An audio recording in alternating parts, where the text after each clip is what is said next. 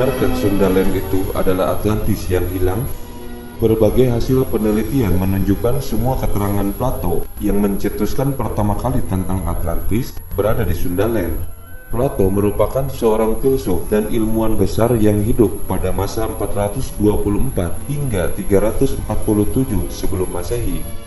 Peninggalan Plato yang menjadi kontroversi tentang kisah kerajaan Atlantis yang dituangkan dalam dialog Timaeus dan Kritia. Dari peninggalan itu banyak ilmuwan yang menerka-nerka di mana keberadaan Atlantis berada. Ada yang mengatakan Atlantis berada di Samudra Atlantik. Tak sedikit yang menyebut kota itu tersembunyi di perairan Indonesia. Setidaknya ada 10 negara yang jadi tempat di mana Atlantis berada, yaitu Minoan, Laut Hitam, Israel atau Kanaan, Sardinia, Kepulauan Azores, Madeira, Andalusia, Segitiga Bermuda, Kepulauan Kanari, dan Sundaland. Dikatakan jika Atlantis tenggelam di sekitar Sundaland, di mana Sundaland pada dasarnya adalah Asia Tenggara meliputi Indonesia, Malaysia, Singapura, Brunei, dan sekitarnya. Alasannya karena daratan Indonesia dahulunya menyatu sampai kemudian permukaan laut naik dan menenggelamkan sebagian besar pulau yang kemungkinan terdapat Atlantis di sana.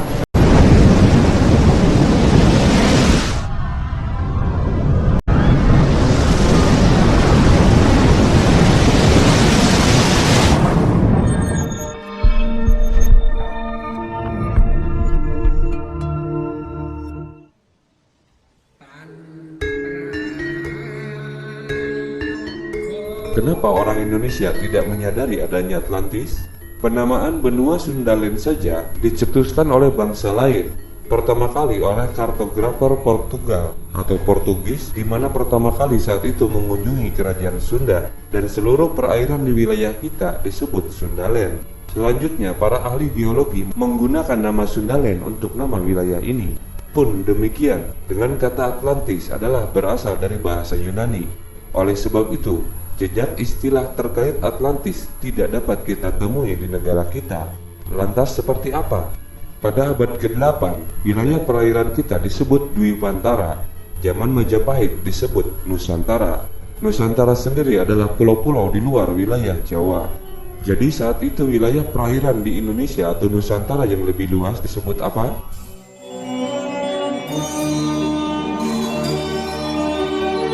Berawal dari pendekatan mitologi seperti diuraikan dalam channel Insight of Metaphysics, ada istilah Rudrapada. Selanjutnya saya tertarik untuk menelisik lebih jauh mengenai Rudrapada. Ternyata menurut orang tua yang saya tanyai ada mitologi di Pulau Jawa dan katanya juga di Bali ada kata Rudrapada. Istilah Rudrapada merujuk pada suatu wilayah peradaban yang telah lama hilang di telan bumi, entah di mana. Kita bandingkan dengan sejarah dunia, banyak sekali berasal dari mitologi Yunani. Lantas semua itu diterima oleh dunia. Contohnya dengan nama-nama dewa-dewa Yunani seperti Zeus, Poseidon, dan lain-lainnya. Kenapa kita harus selalu menerima hasil penelitian dan cara pandang barat? Tidakkah kita juga bisa membuat sebuah penelitian dari mitologi dari negeri sendiri? Ini juga sebagian dari para komentator video-video kita sebelumnya yang mempertanyakan hasil penelitian orang luar.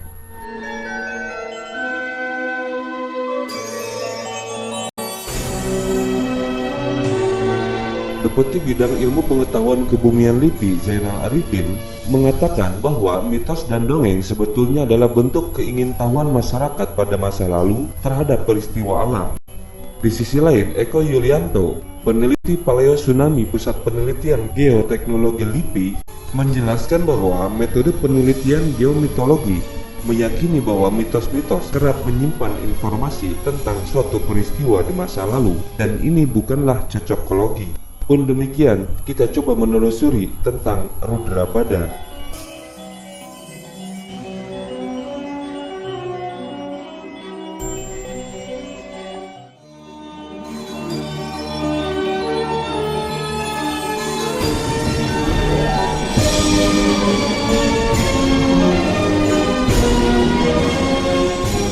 Apa itu Rudrapada? Berasal dari dua kata yaitu Rudra dan Pada. Rudra adalah nama dewa dan Pada adalah buana atau dunia. Seperti halnya kita sering mendengar kata Madhyapada atau Mayapada. Jadi bisa kita artikan bahwa Rudrapada adalah negeri Rudra. Apakah itu Rudra? Rudra adalah sebagai salah satu aspek dewa-dewa, merupakan unsur hidup dan kehidupan yang disebut-sebut sebagai Rudra Prana. Ke-11 Rudra yang mengatur alam semesta, Buana Agung dan Buana Alit, di antaranya Kapali, Pinggala, Bima, Wirupaksa, Wilohita, Sasta, Ajabada, Ahirbudnya, Sambu, Canda, dan Bawa.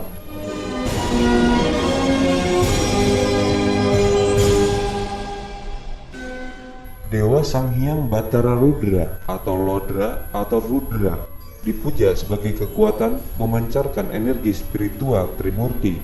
Tersebutlah ketika itu Dewa Brahma sedang marah kepada anak-anaknya yang diciptakan pertama kali, yang tidak menghargai arti penciptaan dunia bagi semua makhluk. Akibatnya kemarahan itu tiba-tiba dari kening Brahma muncul seorang anak yang bersinar seperti matahari. Anak yang baru lahir itu diberi nama Rudra.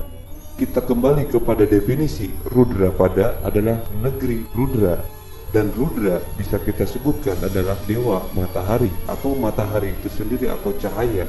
Dengan demikian Rudrapada bisa kita artikan sebagai negeri matahari. Tidak ada keterangan apakah penduduk negeri matahari menyembah matahari atau tidak. Mungkin saja penamaan negeri matahari hanya menunjukkan wilayah itu sebagai negeri tropis. Ada menyebutkan Sunda berasal dari kata negeri matahari. Namun dalam hal ini saya mempertanyakan bila berasal dari kata sun yang diartikan sebagai matahari, karena terlalu mirip dengan bahasa Inggris, sedangkan bahasa Sunda sendiri diperkirakan sudah ada sejak zaman Sanakanagara, sedangkan bahasa Inggris baru muncul abad ke-5 atau abad ke-6 sebagai gabungan dari Germanik Anglo-Saxon.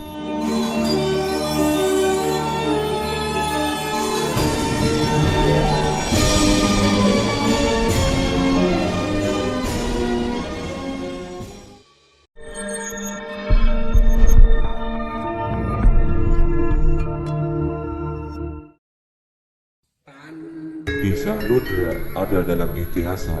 Itihasa adalah suatu bagian dari kesusastraan Hindu yang menceritakan kisah-kisah epik atau kepahlawanan para raja dan kesatria Hindu pada masa lampau, yang di dalamnya terdapat filsafat agama, mitologi, dan makhluk supranatural.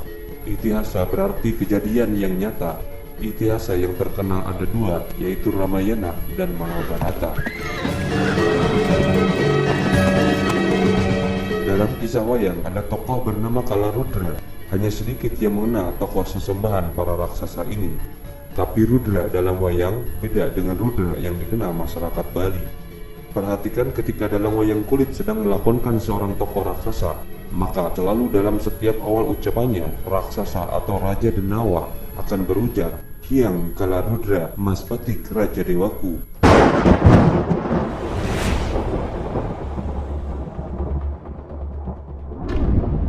Jadi, kenapa setiap sang Raja Denawa selalu mengucapkan kalimat puja atau mantra kepada Sang Hyang Rudra? Kenapa tidak mengucapkan puja perlindungan kepada Hyang Rasa, pucuk para dewa? Siapakah Rudra? Sang Hyang Rudra atau juga Rodra atau Ludra atau Hyang Lodra adalah salah satu dewa dengan posisi tinggi lapis ketiga dalam organisasi para dewa. Beliau adalah saudara satu ayah dengan Ki Semar Badranaya, yang dalam posisi dewa adalah Sang Hyang Ismaya atau Ismoyo. Keduanya sama-sama putra Sang Hyang Tunggal. Perkawinan Sang Hyang Tunggal dengan Dewi Darmani melahirkan 3 putra, yang sulung Sang Hyang Kalaludra, kedua Dewi Darmastuti, ketiga Dewi Dewanjali. Sedangkan perkawinannya dengan Dewi Wiranti berputra 3 orang, Sang Hyang Antaga atau Togog, Sang Hyang Ismaya atau Ki Semar Badranaya, dan Sang Hyang Manikmaya alias Batara Guru. Jadi Sang Hyang Rudra juga saudara seayah dengan penguasa Kahyangan Jonggring Salaka atau Batara Guru.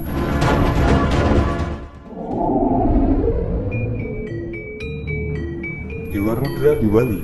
Kisah kelahiran Rudra dari Pulau Dewata juga bisa dijumpai dalam kitab-kitab Veda Samhita dan kitab Wisnu Purana. Di Pura Luhur Uluwatu Bali dipuja Dewa Rudra sebagaimana posisi dewa dimaksud dalam konsep Padma Buwana, yaitu dewa yang menempati posisi barat daya. Namun demikian, sesungguhnya pemujaan kepada Dewa Rudra telah dituangkan di dalam kitab suci Weda. Dalam kitab Hindu ini, Rudra dipahami sebagai satu tanpa yang kedua. Sifat dasar Rudra adalah dua sisi, yaitu menakutkan atau gora dan tenang atau santa. Dalam wujudnya sebagai Rudra yang menakutkan, beliau bersifat melebur. Oleh karena itu para pemujanya menyebut nama beliau untuk menerangkan kemurkaannya dan untuk mengubah tata Rudriya 100 Rudra menjadi Santa Rudriya, Rudra yang tenang.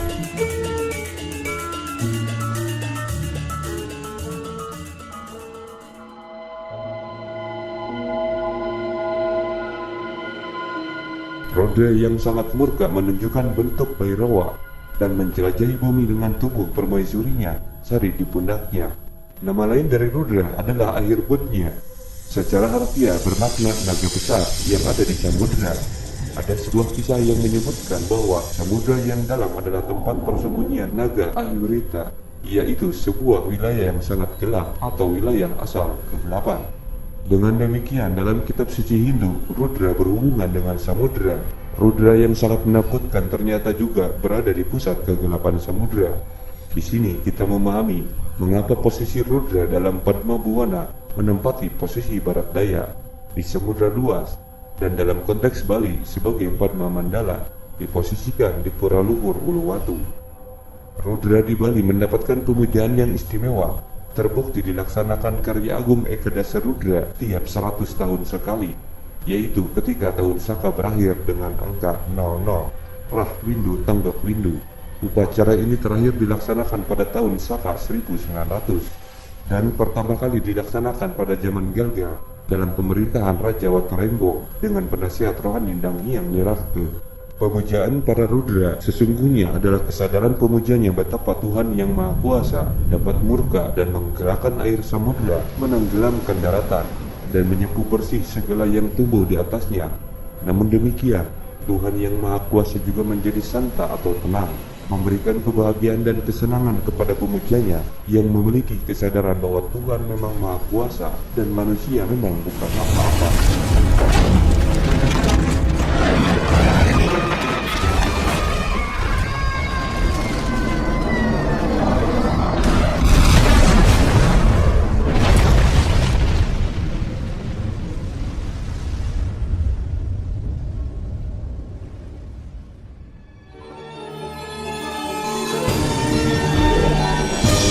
Jadi, Sundaland adalah Rudra pada dalam bahasa lokal, sedangkan Atlantis mengacu pada dua hal, yakni wilayah dan bangsa.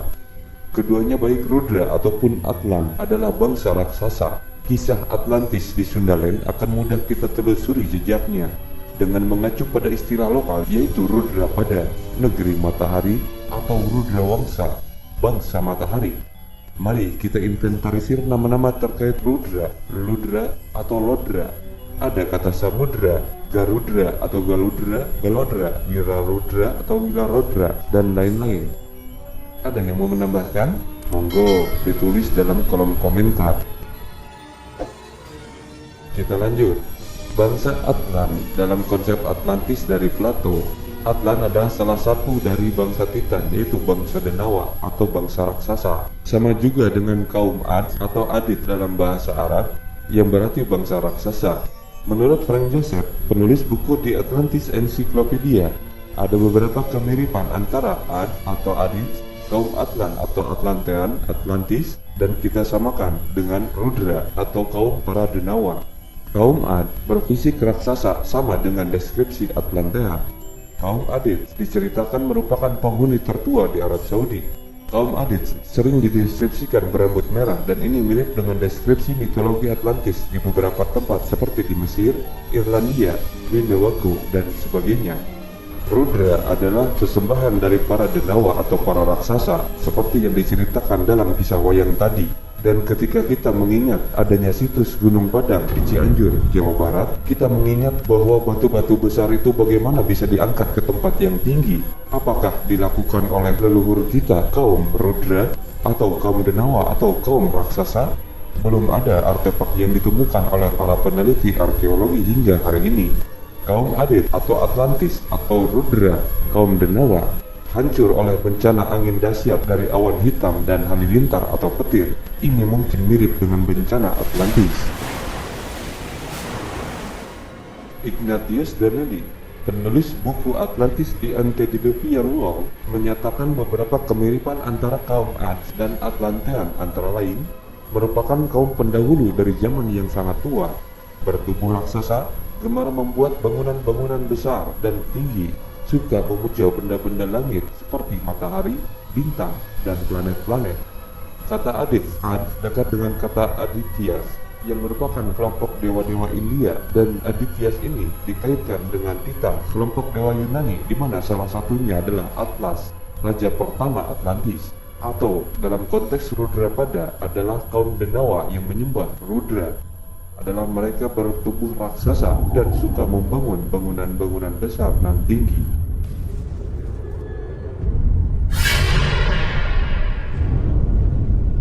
Ada kata Arudra atau Ardra adalah tentang petir dalam hujan. Petir dalam badai menciptakan sebuah revolusi atau perubahan besar. Karena setelah setiap badai ada perubahan besar dalam lanskap, kehancuran, kematian, dan revolusi untuk membangun sesuatu lagi. Kata Arudra ini ditemukan dalam zodiak Vedisme. Dalam zodiak Arudra, tipe kepribadiannya adalah Godfather yang menghapus siapapun yang menghalangi jalan dia. Jadi, Rudra Pada sebagai negeri matahari dan Arudra Pada menunjukkan bahwa adanya kehancuran sebuah zaman.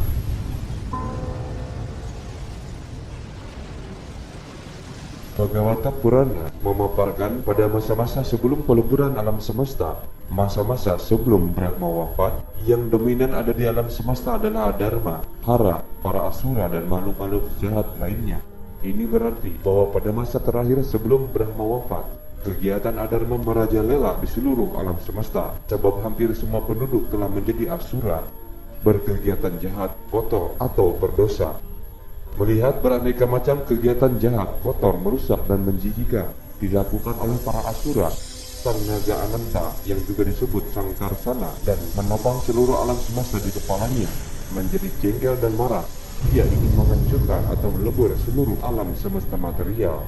Diliputi kemarahan, kemudian dari antara kedua kening sang naga muncul keluar personifikasi kemarahan, yaitu Rudra bermata tiga dengan senjata Trisula di tangan dan dikenal dengan nama Sang Karsana. Dia adalah perwujudan 11 Rudra yang merupakan penjelmaan Siwa. Demikian dalam Bhagavata Purana. Ini berarti Sang Karsana adalah Siwa sendiri. Dengan demikian, Siwa melaksanakan fungsinya sebagai pelebur alam fana dengan 11 perbanyakannya yang disebut Ekadasa Rudra. Mereka memorak-porandakan semua bukit, gunung, dan segala sesuatu yang lain yang ada di permukaan setiap planet di alam semesta material. Jiwa yang dikenal sebagai Nataraja, raja segala penari, menari-nari dalam kesukacitaan bersama ke-11 perbanyakannya, yaitu para Rudra. Tetapi tarian mereka adalah tarian maut. Setiap gerakan tariannya adalah gerakan menghancurkan. Setiap pandangan dan kerlingan matanya adalah pandangan dan kerlingan membinasakan. Setiap teriakan sukacitanya adalah teriakan kematian bagi segala makhluk. Setiap pijakan kakinya yang melompat-lompat keringanan adalah pijakan yang melumatkan, dan setiap hembusan napasnya adalah hembusan yang memporak-porandakan segala sesuatu. Jiwa melaksanakan fungsinya melebur alam semesta material dengan menarikan tariannya yang termasyhur, yaitu tari pralaya, tari yang membinasakan dan melenyapkan segala sesuatu dan mengembalikan ke asal semula.